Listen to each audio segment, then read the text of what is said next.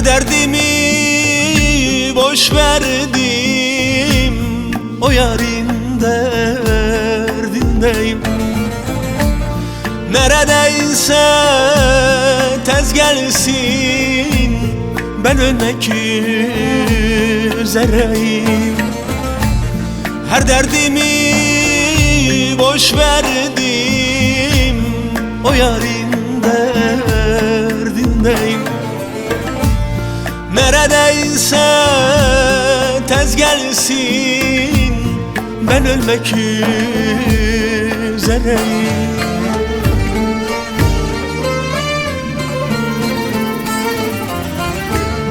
O yare, can yare, gidin deyin o yare. O yare, o yare, betuam o yare.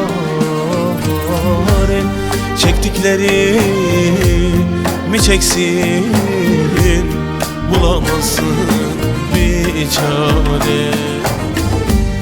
Çektikleri mi çeksin, bulamazsın bir çare.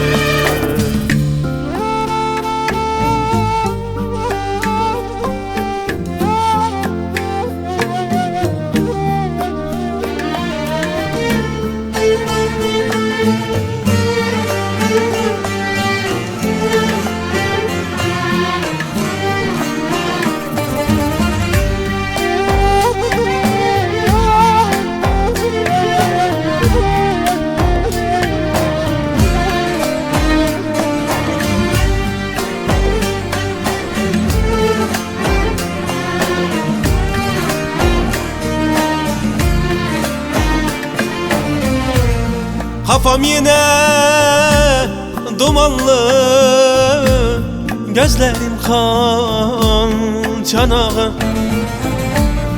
Mahallem belalı, gecelerim hüsranlı.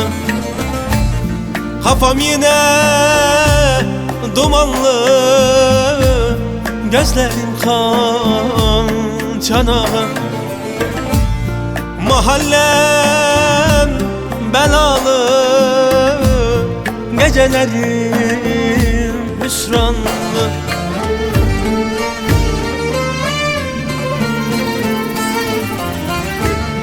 O yare, can yare, gidin deyin o yare. O yare, hain yare, betuam o yare. Çektikleri mi çeksin, bulamazsın bir çare. Çektikleri mi çeksin, bulamazsın bir çare.